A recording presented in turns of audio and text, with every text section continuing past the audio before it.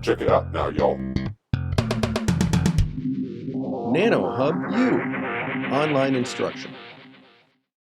Hi, we're back again, and we're going to start focusing on the quantum mechanics of electrons and atoms. And as an introduction to that topic, we're going to focus on atomic hydrogen, because that's one problem that can be solved analytically, and the results that come from that calculation agree remarkably well with the experiment. So we'll start with atomic hydrogen. We'll spend about 2 weeks discussing the solutions and what the solutions mean. Try to give you some physical insight into the problem, and make sure you understand all the details, at least as much of the details as you want to understand. So I'll just say that the math behind the 3D Schrödinger equation can be quite formidable, and I tend to put the math to solve the various steps of Schrödinger's equation. I tend to put those in appendices at the end of lectures. I'll say up front, you probably don't need to master that math to pass this course. I include it mostly for your information and to be complete. We're going to talk about eigenfunctions that solve Schrödinger's equation for the hydrogen atom. Those eigenfunctions are going to be now much more complicated than just sines and cosines that we've been talking about for the past 2 or 3 weeks. I'm not going to rigorously derive those eigenfunctions. I will give you lists of what they are, and you should be able to take those eigenfunctions and put them into Schrödinger's equation and convince yourself that they in fact are solutions to Schrödinger's differential equation. There will be a number of quantum numbers that come out of this discussion. These quantum numbers, an understanding of these quantum numbers is important, and so you'll be required to understand the quantum numbers and know what the quantum numbers represent, and be able to enumerate and list quantum numbers for different atomic states of electrons in the hydrogen atom. And eventually, once the formalism has been worked through and established, I'll spend a whole lecture just working out standard examples using these wave functions, just to give you an idea of what quantities you can calculate. So the examples will come towards the end of the first set of lectures, so you're going to have to be patient and stay tuned. So if I can try to summarize the course up until this point, what we've discussed really is the fact that in the classical world, right, commonly observed objects can be conveniently dropped into 2 types of categories, 2 types of boxes, right? There's a particle box and there's a wave box, and most of us have the ability to distinguish a problem up front as either a problem about particles or a problem about waves, and that allows us to then go to these toolboxes and pull out techniques that allow us to solve the problem that's under consideration. So that's the classical world. That's the common world that we're used to living in. But there's a completely new world out there which becomes apparent when you tightly confine small masses into small regions of space. And there's no reason to believe that the rules of nature are the same for this highly confined problem of let's say, an electron in a region of space that's less than a nanometer in dimension. There's no reason to believe that the rules of nature for that situation are the same as they were for macroscopic objects. And so there's a whole new toolbox that you have to use in order to solve these tightly confined problems, and that's referred to as the quantum toolbox. So this this example of the hydrogen atom is sort of the quintessential problem of quantum mechanics, right? The measurements of the energy states of hydrogen atom can be made with very high accuracy. These measurements can then be predicted, or can be compared to predictions of theory.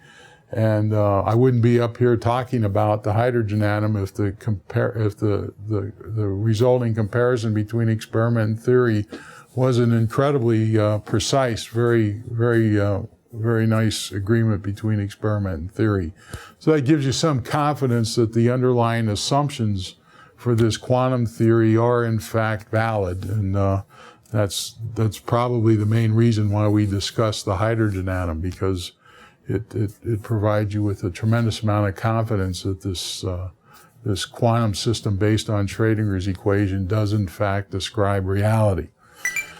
So what we'd like to know is, we'd really like to revisit Bohr's theory from the early 1900s. If you recall, in our initial discussion of Bohr, there were a number of questionable assumptions that he made. He was able to devise a mechanical system for electron states in hydrogen that predicted reasonably well what's observed experimentally. We'd like to go beyond that, though. We'd like to see where his theory fails, and we'd like to highlight what Schrödinger does in fact get right, and how it improves on Bohr's theory. So the ultimate goal, I'll just say, is, right, ultimately what we want to do is we want to be able to predict the electronic structure of other atoms in the periodic table. We want to understand why the periodic table has the structure that it has. The only way to do that is to understand the quantum mechanics of electrons and atoms. So, to begin, what is the hydrogen atom? Well, the hydrogen atom is basically one electron attracted to one proton. The electron has a mass m sub e. The proton is much heavier, about 1,840 times the mass of an electron. And so for this reason, we often treat the proton as a fixed object, and we consider the electron in motion about that proton, and the distance between the proton and the electron is going to be specified by this radial position vector r. What we need to do is we need to calculate or appreciate what the interaction potential energy is between the electron and the proton, and that interaction potential energy is going to be due to electrostatics, and that's one reason why we reviewed some of the fundamentals of electrostatics during the first week of this course, so that hopefully this equation that we're writing down here is no longer surprising to you, because we discussed this already. Right? It says that whenever you have 2 point charges, an electron with charge Q2 and a proton with charge Q1, right? The interaction potential energy is this constant 1 over 4 pi epsilon naught times the product of the two charges Q1 and Q2 divided by the radial separation between them, r. Right? So now in this case, Q1 is a plus E, right? Because the charge on the proton is exactly equal and opposite to the charge on the electron. The charge on the electron, Q2, is minus E, so this product Q1 and Q2 is replaced by minus E squared, and we've got this 1 over R position-dependent factor that describes how the electron interacts with the proton as a function of separation between them. And this is based strictly on classical physics, right? This is based on macroscopic charges in a macroscopic world. We're just assuming that those equations for electrostatic potential translate directly to the quantum world, and in fact they do, right? Even so that's not terribly surprising. A lot of times students get nervous about this minus sign for the potential energy, and I just wanted to comment that minus sign just means that the potential energy of the electron decreases as the electron gets closer to the proton, right? And according to this theory, it gets more and more negative as R gets smaller and smaller. This negative sign is strictly a consequence of the fact that we define our zero of potential energy when the electron and the proton are infinitely far apart, right? So when they're infinitely far apart, we say they don't interact. As we bring them closer together, the interaction drags the potential energy of the electron down, and that gives rise to this negative sign that'll be featured prominently in the next few weeks of lectures. Why do we need quantum mechanics to calculate the energy eigenvalues of this hydrogen atom? And that's a fair question, and everyone should be clear why we need quantum mechanics. And if you're not clear, I just wanted to go through a very simple derivation, right? What we say is that the electron energy has two components. One is a kinetic energy, the other is this electrostatic potential energy. And I've got the equations for the kinetic energy and the potential energy for the electron written down. And then we're going to say the total energy of the system is going to be the sum of kinetic plus potential energies. This is a result that we've written down many times before in this class. And what we like to do is we like to find the conditions that minimize the total energy E of the electron, because when that total energy E is minimized, that means that the electron is in a stable situation, right? Nature always tends to minimize energies. So, this is a simple enough system. It involves three equations that we can actually answer the question classically, what is the minimum in energy and what conditions are required to achieve that? So the first question I'll ask is, what is the condition to produce the minimum value for the kinetic energy K of the electron? Well, we've got a formula for K. It's 1/2 mv squared. So how do we make K as small as possible? Well, we make K as small as possible by setting the velocity of the electron equal to 0. So that's V is equal to 0. That's the answer to this question. What's the condition to produce the minimum in the electrostatic potential energy? Well, again, we've got an expression for the electrostatic potential energy. How do we make this number as small as we possibly can? Well, we make it as big a negative number. The bigger the negative number is, the more stable the situation is. And clearly that occurs as R goes to 0. So when the electron lies directly on top of the proton, according to classical physics, right, the potential energy is a very large negative number, which means a very stable situation, right? So that predicts, right? That predicts the conditions for a hydrogen atom based on classical considerations alone. The predictions are that the electron would have 0 velocity and that the electron would be exactly localized on top of the proton. And of course, experimentally, if you make measurements, you find out those conditions are not met at all. In fact, the electron is orbiting around the proton in a very complicated way, so the velocity of the electron is not 0. And certainly the spacing between the electron and the proton is not 0. It's not even close to that, because the hydrogen atom does have a finite dimension associated with it. So do these conditions that we predicted classically match experiment for the structure of the hydrogen atom? The answer is a resounding no, and it indicates that we have to open up this quantum toolbox and start to calculate the conditions that are met for the electron when it's localized around a proton to form the hydrogen atom. Okay, to solve this problem, it's inherently three-dimensional, and I like to start that discussion in a logical way and follow through on the consequences so you can appreciate the mathematics that we're going to require to solve the problem. So if you recall, classically, we started justifying Schrödinger's equation by saying that the kinetic energy plus the potential energy is equal to the total energy E of the system.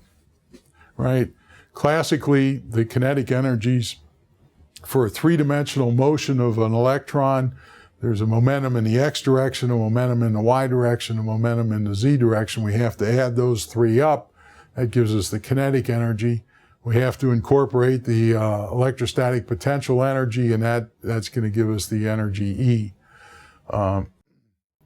This electrostatic potential energy in x, y, z Cartesian coordinates is represented as E squared over the square root of x squared plus y squared plus z squared, because that's the definition of this separation vector R between the nucleus, the proton, and the electron, which is at some point P, right? So this is a very complicated form for the electrostatic potential because it doesn't involve x, y, and z in a very clean fashion. It involves 1 over the square root of the sum of the squares of x, y, and z, right?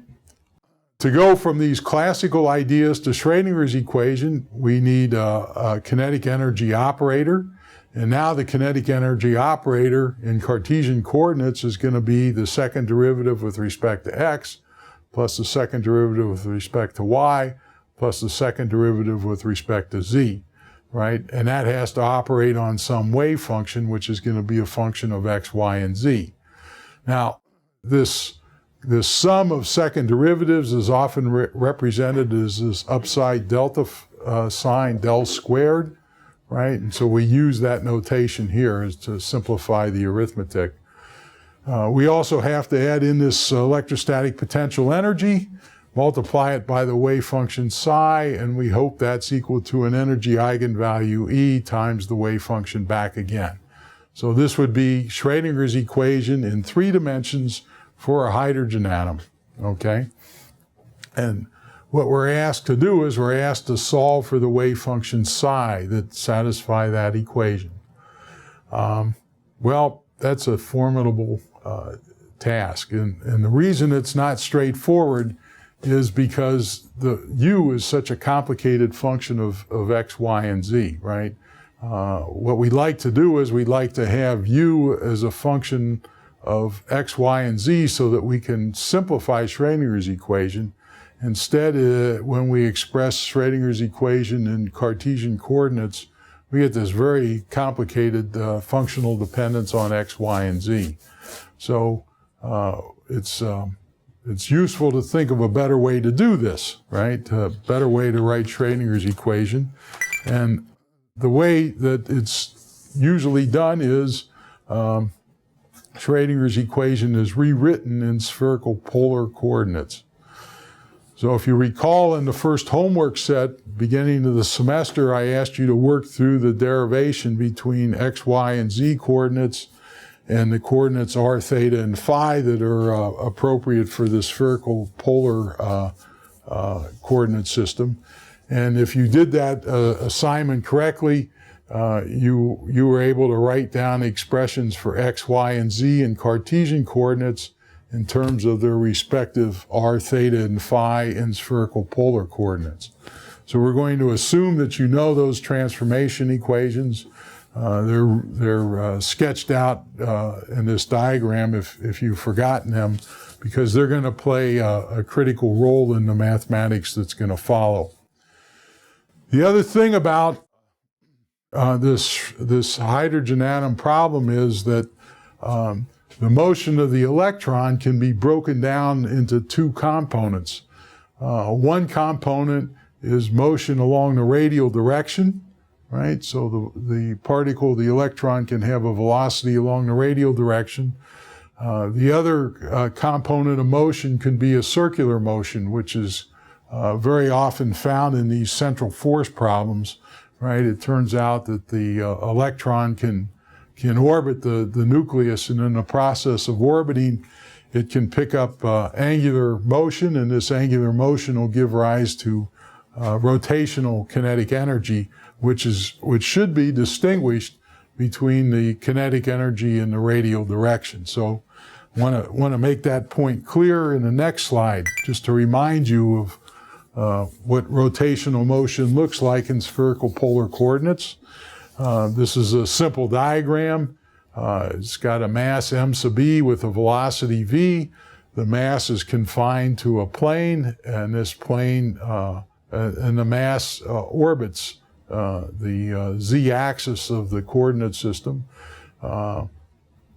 There are different ways to write the kinetic energy of this particle that's undergoing this rotational motion, right? The simplest way is the way you learned in your introductory physics classes. It's just 1/2 mv squared, right? Where v is the velocity of the particle in this plane.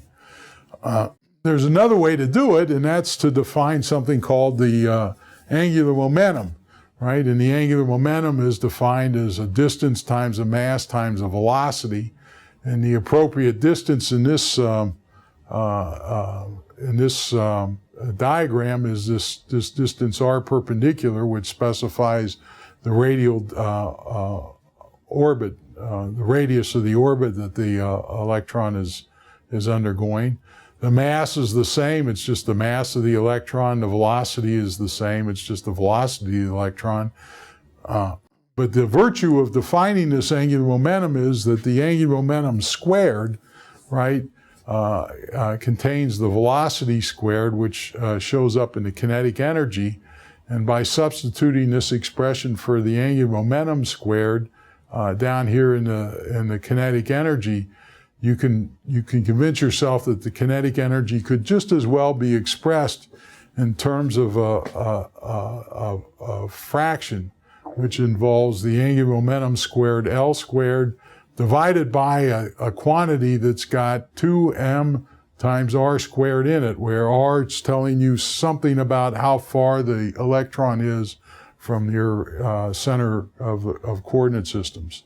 So the moral of this story is, if we see a term in Schrödinger's equation that has a number squared in the numerator and a number like 2mr squared in the denominator, we should immediately make the connection to circular motion, right? Because this ratio of L squared over mr squared, that's a sure sign that the particle is undergoing some orbital motion. So we have to keep that in our minds. So if I follow the same logic that I followed for Cartesian coordinates, I now want to follow that same logic for this polar coordinate system, right? I want to write the total energy is the sum of kinetic plus potential, right? The kinetic energy is now going to involve two terms. One is going to involve a momentum along the radial direction. That's the PR squared over 2m term. The second term is going to involve this orbital motion. This is the L squared over 2mr squared term that we just discussed, right? We have to add in the electrostatic potential energy U of r. And in spherical polar coordinates, the sum of these three quantities should then equal the energy E for the particle. So this is the classical case. The electrostatic potential energy can now be written in terms of one of the coordinates of spherical-polar, the spherical-polar coordinate system, right? You just write it as 1 over r. So the problem is already much simpler than it was when we tried to express it in Cartesian coordinates. The equivalent expression for Schrödinger's equation is going to look exactly the same. It's going to be this kinetic energy term, h bar squared over 2m times del squared times this wave function, plus the potential energy term u of r. That's going to hopefully equal the energy eigenvalue E times the wave function back again. The problem is we have to now write del squared, right, in spherical polar coordinates. And that is a lot of algebra to do. So there's a very nice website that I found that gives you all the steps. It takes about eight or 9 pages of algebra. If you're interested in the details, please go to that website. But I'll just say that this operator del squared, which has a particularly simple form in Cartesian coordinates, when it's transformed to spherical polar coordinates, now looks like this, right? It's got derivatives with respect to the r coordinate, it's got derivatives with respect to the theta coordinate, and it's got derivatives with respect to the phi coordinate. So the price you pay in going from Cartesian to spherical polar is the operator del squared now becomes much more complicated. What you gain is you gain a particularly simple form for the electrostatic potential energy U, right? I will also say that depending on what textbook you are reading, Schrödinger's equation in spherical polar coordinates is written in one of two forms. The second form involves transforming this derivative with respect to r into a second derivative with respect to r. I work out the details in the appendix of the lecture. So if you want to see that, if you want to know how to go from here to here, check out the appendix. You'll see textbooks or websites that use either of these two forms. You shouldn't be confused by that because they're exactly equivalent. For the remainder of this lecture and into next week, we'll use the form that's indicated, that's circled by this red box. Okay? So, with this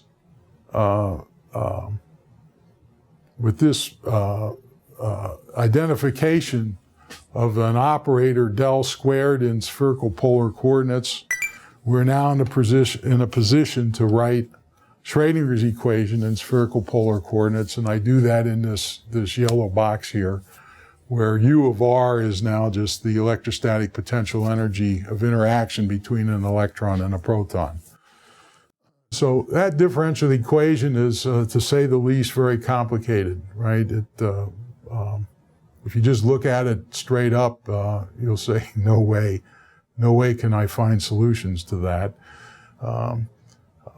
What we'll do is we'll give you the solutions, right? We'll describe to you, make it plausible how those solutions are derived, and we'll give you an appendix where the actual derivation is conducted in great detail. But at this point, I just want you to appreciate what this equation is saying, right? Because you have to be able to separate the mathematics from the physics in this case. And what this equation is really saying is this is the quantum mechanical equivalent to the classical conservation of energy equation that we know and love from classical physics, right? In particular, for circular motion or for motion in a spherical polar coordinate system, right? We'd expect to have a kinetic energy term that's related to motion in the r direction. And so this term here, piece of r squared over 2m, that's going to be roughly equivalent to this operator here, which I've indicated in blue. We're looking for terms that have an mr squared over sine squared theta, right? And some number on top, L squared. These are going to be the orbital motion, the kinetic energy tied up with orbital motion. And if you look at the form of Schrödinger's equation, you'll notice that there are two terms in red. They both involve r squared. There's a common factor of m sub e that gets multiplied through, so you get this mr squared very naturally. One term already has a sine squared theta in the denominator. This term can be made to have a sine squared theta term in the denominator by multiplying by sine theta and dividing by sine theta, right? So this term in red is roughly equivalent to the orbital motion of the electron, just based on analogies to classical physics. The U of r is, of course, already contained, and then the energy E is the energy eigenvalue of this very complicated differential equation. So even though it looks very complicated, it ultimately comes back to understanding what the energies are in a simple system and trying to make identifications between these energies here and this rather formidable differential equation. So I want to give you in the time remaining, I want to give you a quick preview of what's going to follow. And what I'm just going to say is we're going to use a separation of variable technique to solve this differential equation. We're going to show you that the wave function, which is a function of r, theta, and phi, can be well represented by a product of three wave functions. Each wave function in the product depends only on one variable, r, theta, and phi. So this is a separation of variable techniques that we used. Actually, we used it to solve the two-dimensional Schrödinger equation. When we make this assumption for the wave function, then what happens is Schrödinger's equation actually splits into three separate differential equations, and the solution of each of these three separate differential equations gives us the components capital R, capital theta, and capital phi that makes up the total wave function of the system. So in solving these three differential equations, we're going to get quantum numbers. These quantum numbers are going to have specific values, and these specific values are going to be interlinked. They're chained together so that you can't arbitrarily pick any values of the quantum numbers for the electron states. And this is going to give rise to the discrete energy levels that Bohr's theory was able to predict using a very questionable chain of logic. So this is just a preview, right? We're gonna show this slide 2 or 3 times in the next few lectures because it basically contains the essential features that allow you to understand Schrödinger's equation for the hydrogen atom. So up next, we'll actually work through the solution of Schrödinger's equation, and we'll get the form of these three equations by manipulating these three product wave functions in a systematic way. So sharpen your pencil and come back ready for some arithmetic, because the next lecture is going to be intensive algebra, and I think it's worth going through to understand the final three equations that I just showed. So we'll see you then. Take it easy.